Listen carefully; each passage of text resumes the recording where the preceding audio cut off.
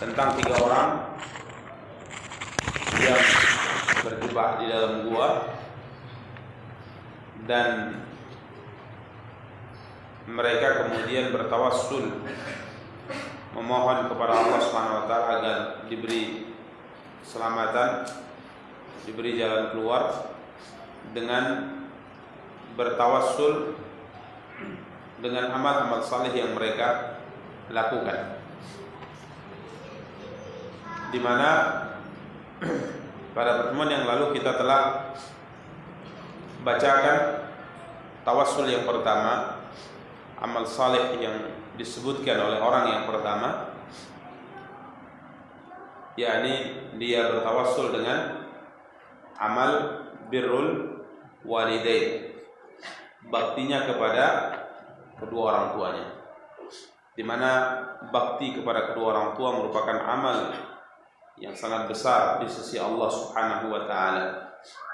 Karenanya tatkala Allah Subhanahu wa taala perintahkan kita untuk beribadah kepada Allah Subhanahu wa taala, yang itu merupakan hak terbesar, kemudian Allah Subhanahu wa taala langsung perintahkan kita setelahnya untuk berbakti kepada kedua orang tua, dan itu merupakan hak terbesar dari hak manusia. Allah Subhanahu wa taala berfirman, wa'budullaha wa la tusyriku bihi syai'a wa bil walidaini ihsana. Beribadahlah kepada Allah Subhanahu wa taala, ya, wa'budullah, dan jangan lakukan kesyirikan dengannya dengan sesuatu apapun. Kemudian Allah Subhanahu wa taala perintahkan wa bil walidaini ihsana, dan berbuat baiklah kepada kedua orang tua. Ini telah kita bacakan pada pertemuan yang lalu bagaimana baktinya sangat luar biasa. Tatkala dia tidak mau mendahulukan jamuan malam, makanan dan minuman untuk malam hari Asya, tidak mau mendahulukan siapapun sebelum orang tua. Sampai subhanallah dia ceritakan bahwa as-sibyah yatadaghawna 'inda qadami. Padahal anak-anaknya itu meminta merengek, meminta susu yang sudah dia perah di kakinya, minta untuk minum.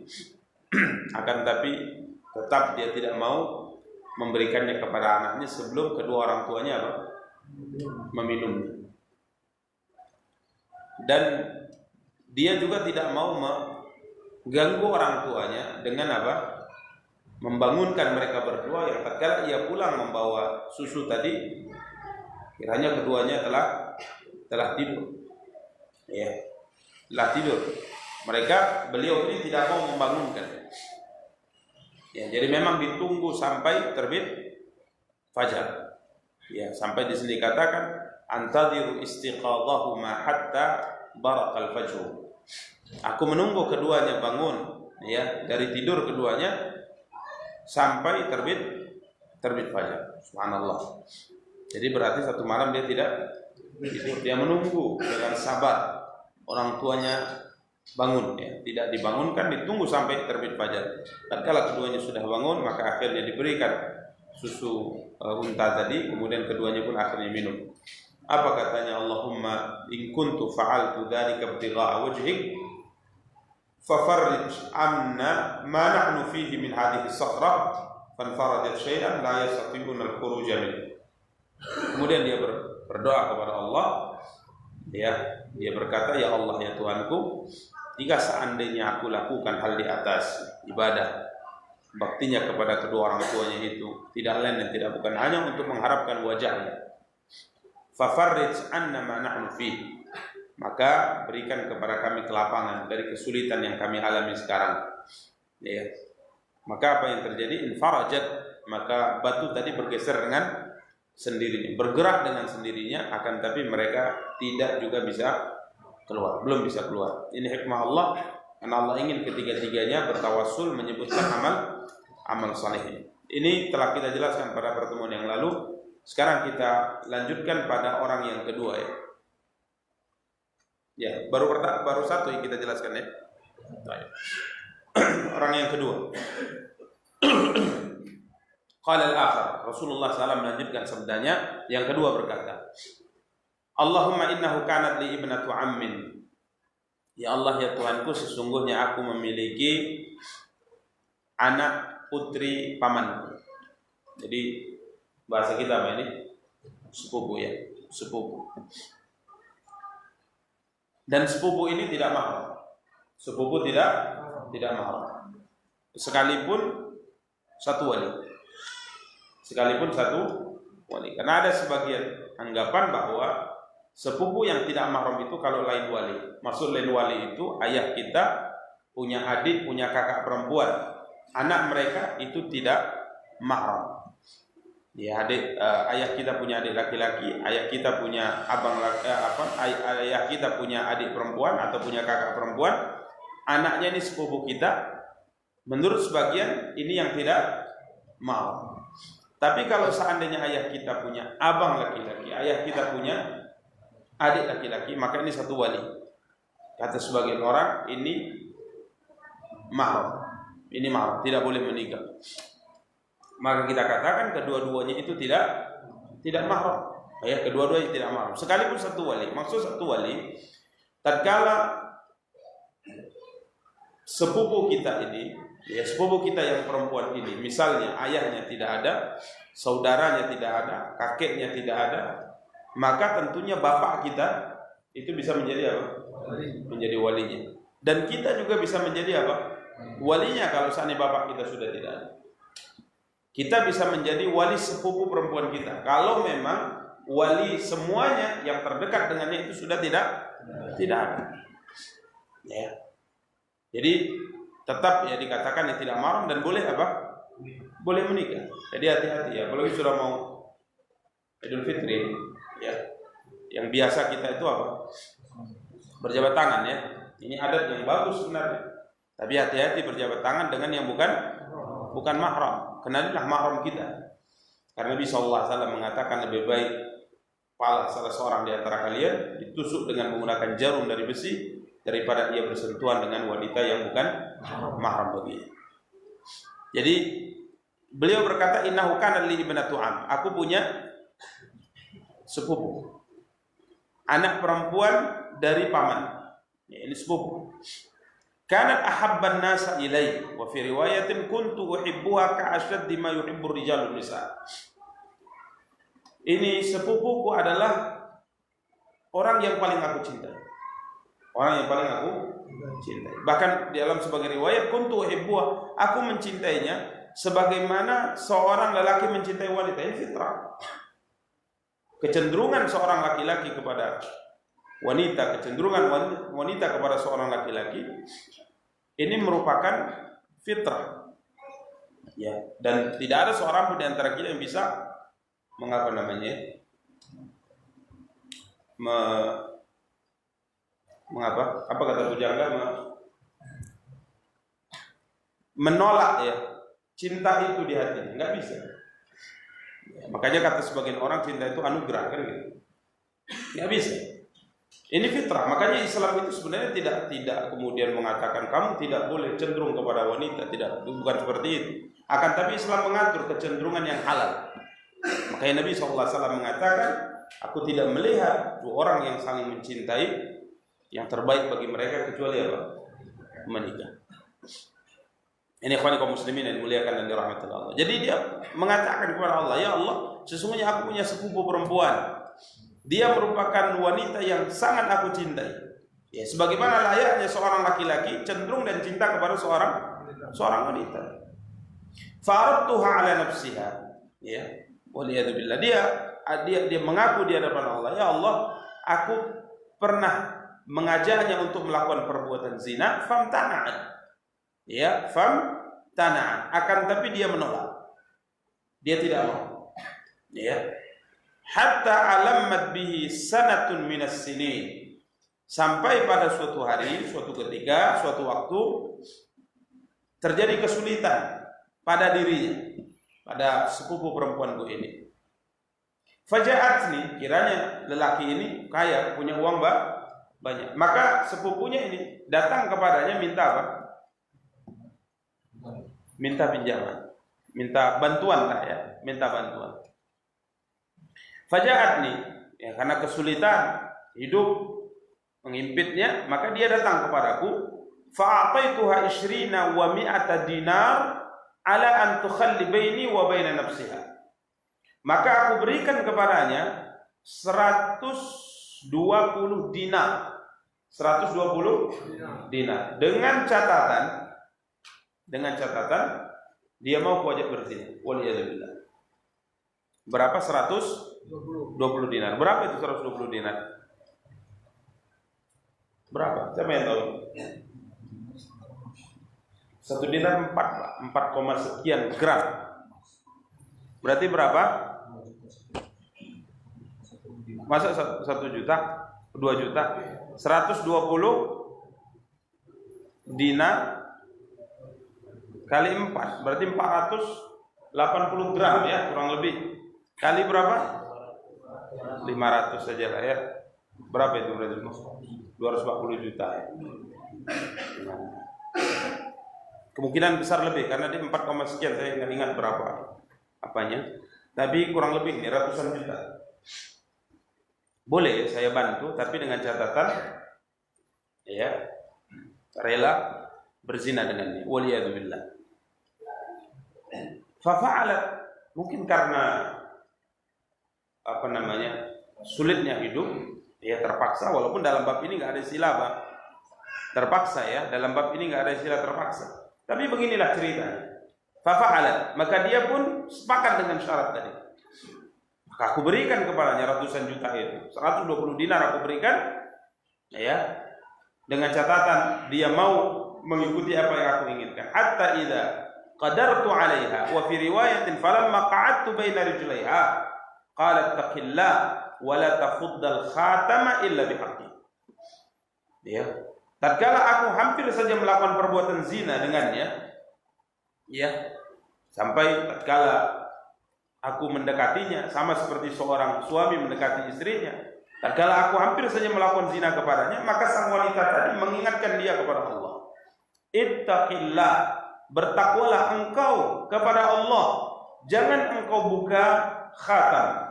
Khatam itu artinya cincin. Jangan engkau buka cincin tidak pada tempatnya, tidak pada haknya. Jadi diingatkan kepada Allah, ittaqillah, bertakwa engkau kepada Allah. Ini perbuatan maksiat, jangan kau lakukan gitu. Fansaraftu, maka aku pun akhirnya berpaling dari dia, meninggalkan dia, padahal ahabbun nasi ilaih. Padahal dia ini adalah wanita yang paling aku cintai. Ini subhanallah.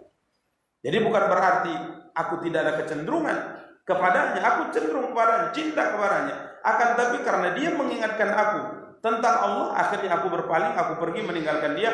Padahal cintanya di hati itu masih apa? Masih luar biasa. Ini masya Allah. Ini. Saya teringat dengan kisah siapa? Umar bin Abdul Aziz rahimahullah.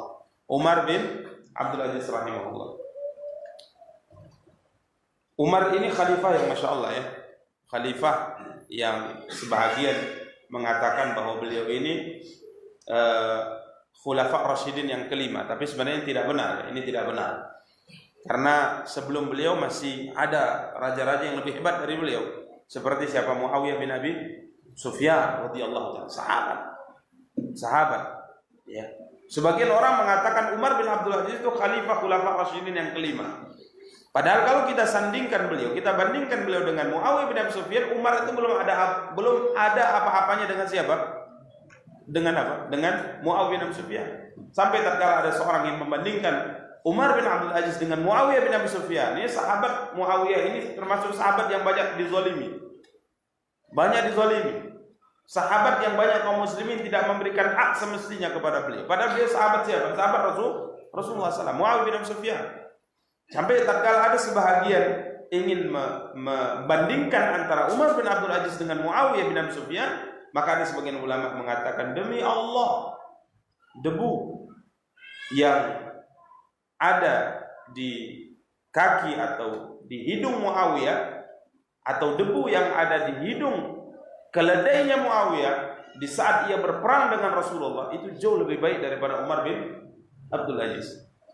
Jangankan orangnya, debunya saja yang didapat oleh Umar bin Abdul Aziz di saat dia berperang bersama dengan Rasulullah, maka itu jauh lebih utama, lebih mulia daripada siapa? Umar bin Abdul Aziz. Jadi Umar bin Abdul Aziz ini memang khalifah yang sangat luar biasa, akan tapi tentunya tidak sebanding apabila dibandingkan dengan para sahabat Rasulullah SAW. Jadi suatu hari dia melihat sang istri punya budak wanita yang jelita. Jadi zaman itu ada apa?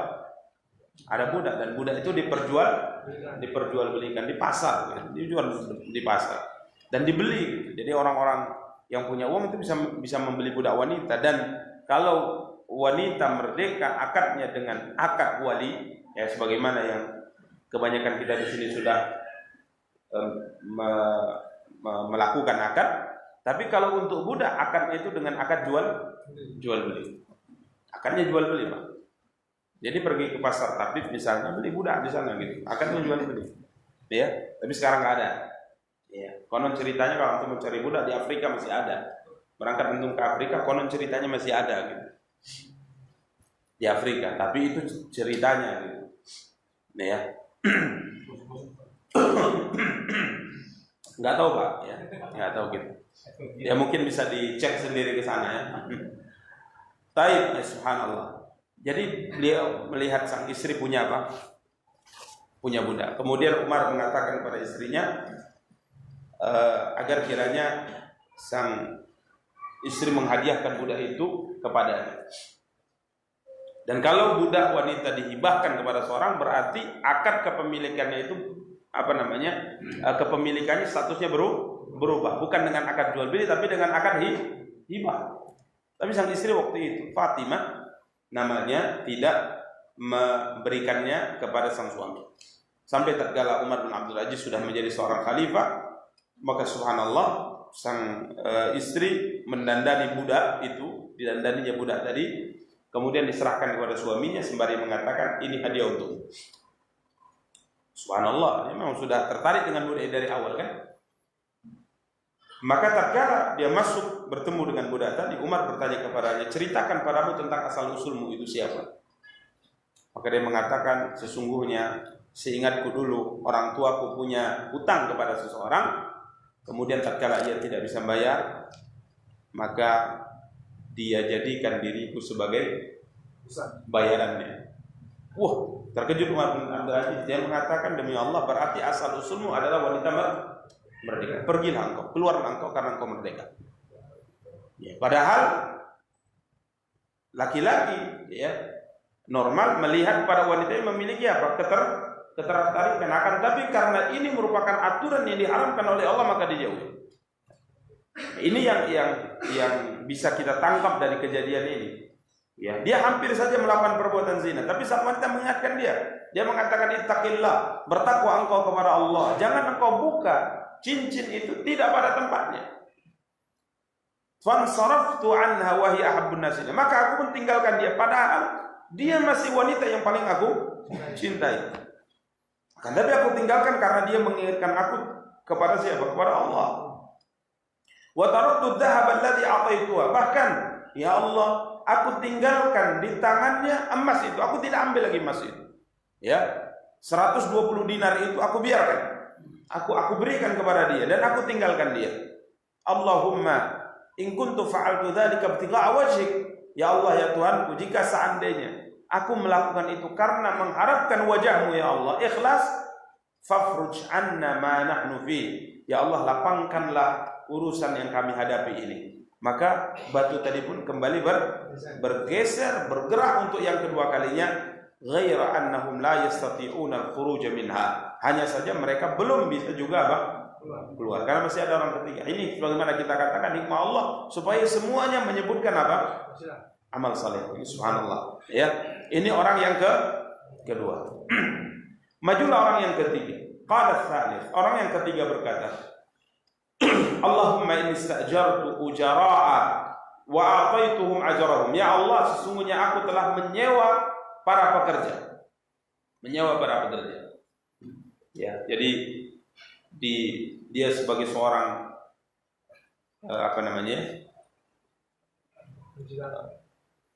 mandor atau tuki atau apa kan gitu kan, pemborong. yang dia bawa orang bekerja bersama dengan dia dengan akad kesepakatan berapa gaji mereka semua. Setelah selesai akad, ya, kerja sudah dikerjakan, apa itu ajrah, maka aku berikan kepada mereka apa? Upah, bayaran kepada mereka. Ya, sesuai dengan apa yang dikatakan oleh Nabi kita yang mulia sallallahu a'tu al-ajira ajrahu qabla ayyajifa araku. Nabi SAW mengatakan, berikan kepada orang-orang yang kalian pekerjakan tadi upahnya, gajinya sebelum keringatnya apa? Sebelum keringatnya kering. Ya, bukan masih basah-basah antum kasih, ya, bukan. Maksud Nabi SAW segera gitu. Segera, jangan ditunda-tunda. Ghaira rajulin wahidin taraka alladhi lahu wadha.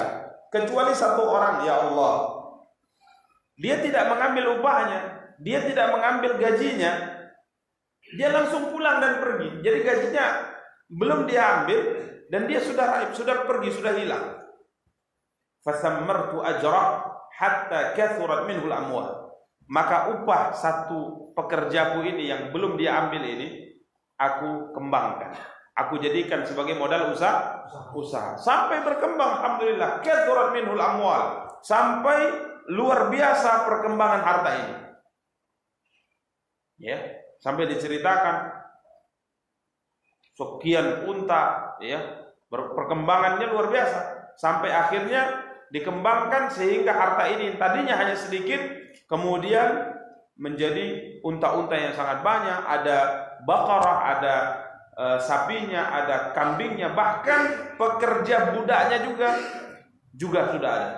Dia coba bayangkan kalau seandainya 30 ekor sapi saja sudah berapa juta kan gitu kan? Kalau seandainya misalnya 150 ekor kambing sudah berapa juta? Kalau seandainya juga ibilnya, ya untanya itu juga ada, bahkan budak-budak untuk menggembala harta-harta ini, hewan-hewan ternak ini juga sudah ada. Itu berkat dia kembangkan gaji yang tidak diambil oleh pekerjaannya tadi. Tiba-tiba setelah sekian waktu, ya tentunya tahunan, ya, faja'ani ba'da hin, setelah sekian waktu yang lama dia datang.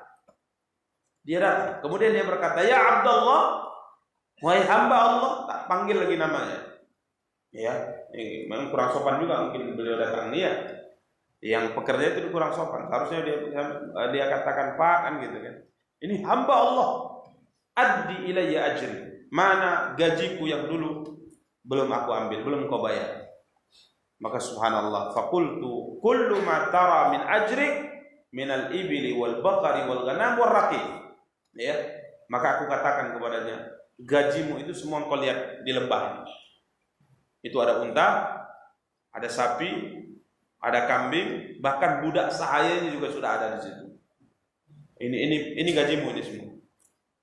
Maka ya Abdullah, ini heran orang ini. Ya Abdullah, ya Allah, la tastahzi'u, jangan engkau memperolok-olok aku. Enggak percaya, masa gaji misalnya 3 juta, tiba-tiba kok bisa menjadi sekian miliar kan gitu. Apa antum? Main-main, menghina aku, memperolok-olok aku. Faqultu la astahzi'u. Aku tidak memperolok-olok engkau sama sekali. Ini memang punya. Karena semua harta ini modalnya adalah dari hartamu. Aku kembangkan. Inilah punyamu.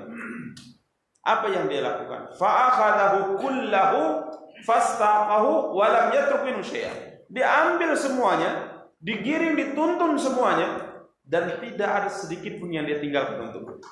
Masya Allah. Ini amanah, ya. Ini amanah. Kalau orang yang kedua iffatun nafas, bagaimana ia berusaha untuk menjaga kehormatan dirinya. Yang ketiga ini amanah. Orangnya benar-benar apa? Amanah. Padahal kalau seandainya misalnya gaji 3 juta, kita kan sudah kau ambil 20 juta, ya. Senangnya luar biasa. Ini semuanya suruh ambil. Dan orang ini juga nggak berterima kasih gitu. Ya. Diambilnya semuanya, sebutkan falam yatruk minhu syai'a. Tidak ada sedikit pun yang dia tinggalkan. Ini luar biasa ini. Ya. Dan dia tidak komentar. Dia tidak komentar. Dia mengatakan, antum ini apa kali kan gitu. Sudah anak kembangkan. Mungkin dia bisa jawab juga. Kenapa? Siapa suruh antum kembangkan hartaku kan gitu kan? Siapa suruh antum kembangkan hartaku? Ya, salah kamu. Ya. Subhanallah, maka dia mengatakan, Allahumma in kuntu fa'altu dzalika ibtigha'a wajh. Ya Allah, jika seandainya aku lakukan ini semua karena mengharapkan wajahmu ya Allah, fafruj anna ma nahnu fi. Maka lapangkan kesulitan, kesempitan yang kami alami sekarang. Maka kembali untuk yang ketiga kalinya, sakhrah, batu besar itu pun bergeser, fa kharaju yamshun, maka mereka bisa keluar dari apa? Dari gua tadi. Ini ikhwani kaum muslimin wa akhwati kaum muslimat yang dimuliakan dan dirahmati Allah. Hadis yang diriwayatkan oleh Imam Bukhari dan Muslim dari hadis Abdullah bin Umar bin Khattab radhiyallahu taala tentang tawassulnya 3 orang, ya. Tawassulnya 3 orang dari orang-orang sebelum kita, ya, dalam meminta hajat kebutuhan yang mereka alami kepada Allah Subhanahu wa taala. Ikhwani kaum muslimin wa akhwati kaum muslimat yang dimuliakan dan dirahmati Allah, Syekh Ibnu Utsaimin rahimahullahu taala menyebutkan kepada kita beberapa faedah, ya, dari hadis yang mulia ini. Yang pertama, tentunya ini sudah kita jelaskan pada pertemuan yang lalu, keutamaan berbakti kepada kedua orang tua. Wa annahu minal amali shalih allati tufarraj bihal qurabat wa tuzalu bihal dhulumat. Berbakti kepada kedua orang tua ini adalah amal yang bisa melapangkan kesulitan kita dalam kehidupan ini, baik dunia maupun akhir. Ini sudah kita jelaskan panjang lebar pada pertemuan yang lalu. Kemudian faedah yang kedua, fadilatul iffah aniz zina. Di sini ada kemuliaan menjaga kehormatan diri dari perbuatan zina. Ya, fadilah, ya, keutamaan besar menjaga diri dari terjatuh ke dalam perbuatan zina. Karenanya sampai-sampai Nabi kita yang mulia sallallahu alaihi wasallam memberikan satu kabar gembira kepada orang yang bisa menjauh dari perbuatan zina ini, sekalipun sarana untuk melakukan ini sudah terbuka lebar di hadapannya. Ya, dia bisa melakukan zina kan, tapi dia tidak mau melakukannya karena takut kepada Allah. Maka Nabi SAW memberikan kabar gembira kepada orang ini bahwa dia akan diberi naungan oleh Allah di hari tatkala tidak ada naungan kecuali naungan dari Allah. Nanti di padang mahsyar, tatkala matahari hanya sejarak 1 mil di atas kepala kita, kurang lebih hanya 1,6 km matahari di atas kepala kita. Dari sini sampai mana? 1,6 km. Dari sini sampai mana? Mungkin lapangan, ya. Tugu jauh kali mungkin lah. Tugu jauh tuh dari sini Tugu. Ya, mungkin lapangan lah taruh. Dari sini lapangan. Itu jarak matahari dari kepala kita. Coba bayangkan sekarang ini berapa jaraknya, luar biasa. Kita masih bisa merasakan dahsyatnya panas matahari. Lalu bagaimana kalau hanya 1,6 km di atas kepala kita? Bagaimana dahsyatnya, bagaimana panasnya? Dan tidak ada pohon. Di hari itu tidak ada pohon, tidak ada naungan apapun, karena kita berada di padang mahsyar di atas tempat yang terbuka. Enggak ada yang bisa menaungi kita apapun. Maka Nabi SAW katakan salah satu di antara orang yang akan mendapat naungan dari Allah adalah orang yang rajulun da'athum ra'atun dzatu mansibin wa jamal, seorang laki-laki yang diajak berzina oleh seorang wanita yang memiliki mansib. Mansib artinya kedudukan, berarti ini wanita mulia, bukan wanita rendah. Wa jamal, dan wanita yang memiliki apa? Kecantikan. Jadi bukan jelek. Dia orang terhormat, bermartabat, orang dari keturunan mulia dan memiliki wajah yang cantik. Tapi lelaki ini mengatakan tidak mau karena aku takut kepada Allah. Ini luar biasa. Dan cerita yang sangat indah diceritakan oleh Allah dalam surat Yusuf. Nabi Allah yang mulia Yusuf yang kali itu diajak untuk apa? Berbuat zina oleh seorang istri menteri. Dan istri menteri ini di Mesir waktu itu merupakan madrobul mathal, kata para ulama, merupakan contoh kecantikan. Madrobul mathal itu kalau orang cerita tentang cantiknya seorang wanita, maka seperti dialah cantiknya gitu. Jadi istilahnya bunga kota. Kalau banyak orang bilang bunga desa, dia bunga kota, bunga negaranya. Jadi orang kalau ingin memperumpamakan kecantikan seorang, itu seperti istri Aziz. Jadi memang cantiknya luar biasa. Ya. Dan subhanallah, sarana untuk melakukan itu sudah terbuka lebar. Karena bukan Yusuf yang minta. Yang minta berbuat zina itu wanita ini. Dan subhanallah, di tempat yang tidak ada yang menyaksikan siapa-siapa, ditutupnya semua pintu dan itu di rumah dia. Di rumah siapa? Wanita ini. Dan wanita ini yang paling tahu keadaan rumahnya di saat tidak ada orang, menguncinya dari dalam dan dia mengajar. Qalat haytalah. Ya. Akan tapi apa yang dilakukan oleh Nabi Yusuf, sekalipun beliau dalam keadaan terusir, sekalipun beliau dalam keadaan tertekan, padahal kalau dari sisi dirinya, kalau dia melakukan perbuatan zina di hari itu, siapa yang akan mencela beliau? Maka banyak orang kalau di kampung halaman tidak berani berbuat maksiat, kalau di kampung orang berani melakukan apa? Maksiat. Makanya orang yang berani melakukan kejahatan di kampungnya ini bukan manusia lagi sebenarnya. Biasanya dia akan berpikir kalau ingin melakukan kejahatan di kampungnya dia akan apa? Berpikir, karena banyak yang dia kenal. Makanya preman-preman besar itu bukan di kampungnya besar, di luar dia menjadi besar. Kenapa? Di sana nggak ada yang disegani. Yusuf alaihi salatu wassalam sebatang kara di mana? Di Mesir. Kalaupun dia melakukan kejahatan di negeri itu, nggak ada orang yang mengingatkan dia, nggak ada orang yang dia segani gitu. Dia seorang budak, dan yang mengajarnya berzina adalah majikan wanitanya. Jadi semua sarana untuk melakukan zina itu sudah 100%. Tapi dia tetap mengatakan haytalah. Ma'adallah, innahu rabbi qad ahsana mathwaya innahu la yuflihul zalim. Dia tolak. Ya, dia mengatakan majikanku adalah orang yang telah berbuat baik kepada dia, kepada saya. Aku tidak akan mungkin mengkhianati ini. Ya, dan Allah SWT tidak akan beliau mengatakan tidak akan beruntung orang-orang yang melakukan apa? Kezaliman. Ya, tidak akan beruntung orang-orang yang melakukan kezaliman, yakni tatkala meletakkan sesuatu tidak pada tempatnya. Insyaallah. Ini orang-orang yang bisa menjauh dari perbuatan zina, padahal zina itu sudah mungkin sarananya terbuka untuknya, tapi dia tinggalkan karena takut kepada Allah, maka Allah akan memberikan apa?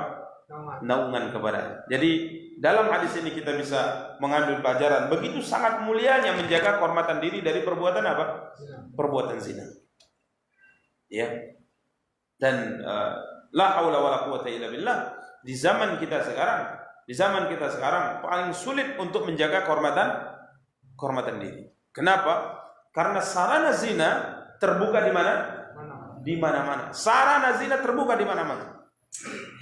Ya, sarana zina terbuka di mana-mana.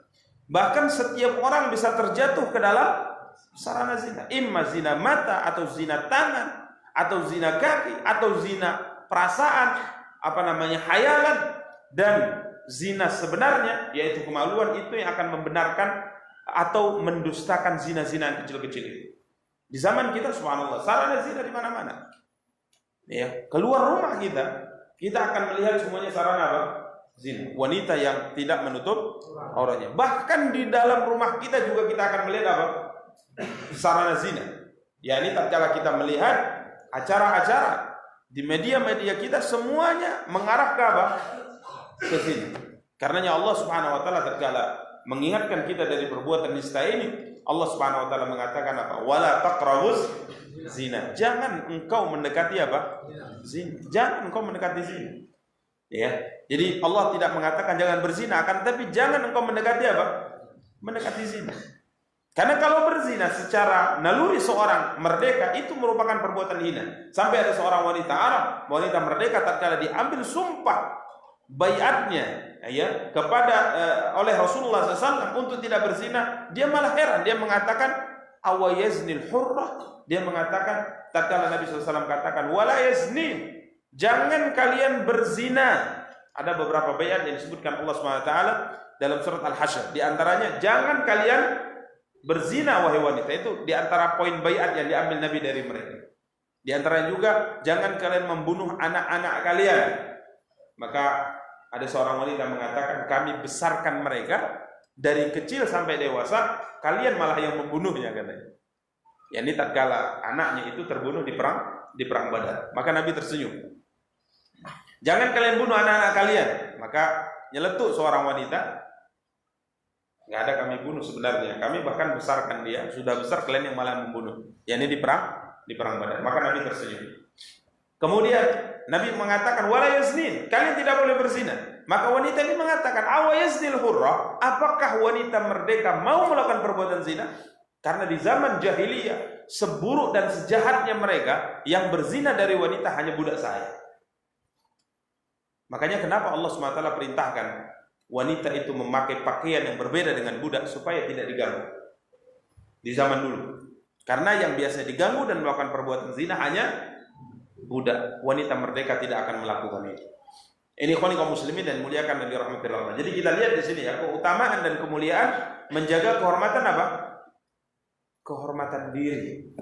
Ya, makanya subhanallah, kalau dulu Nabi SAW mengatakan bahwa tatkala terjadi fitnah, mungkin kambing seseorang itu jauh lebih baik baginya, maka kemungkinan besar itu sudah terjadi di zaman kita. Ini fitnah sudah melanda di mana? Bahkan rumah kita saja tidak apa? Tidak aman dari fitnah zina ini. Rumah kita tidak aman dari fitnah apa? Fitnah zina. Karena media luar biasa ya, media luar biasa. Ya, ini kaum muslimin dan muliakan dan dirahmati Allah Subhanahu wa taala. Kemudian faedah selanjutnya dari hadis yang mulia ini, dalilun ala fadlil amanah wa islahil amal lil ghaib.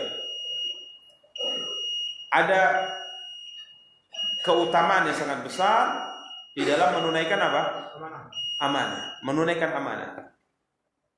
Ya, yani tatkala uang gaji dari pekerjanya tadi memang dia telah kembangkan, amanah.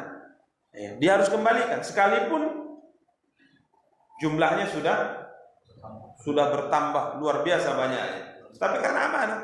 Ya karena amanah. Dan karena keinginan dia untuk memberikan yang terbaik kepada saudaranya, maka dia relakan semuanya diambil tanpa ditinggalkan sedikit pun. Demikian ikhwan kaum muslimin yang dimuliakan dan dirahmati Allah Subhanahu wa taala. Insyaallah faedah-faedah berikutnya kita akan bacakan pada pertemuan yang akan datang insyaallah taala. Semoga yang kita sampaikan memberikan kepada kita pencerahan dan faedah.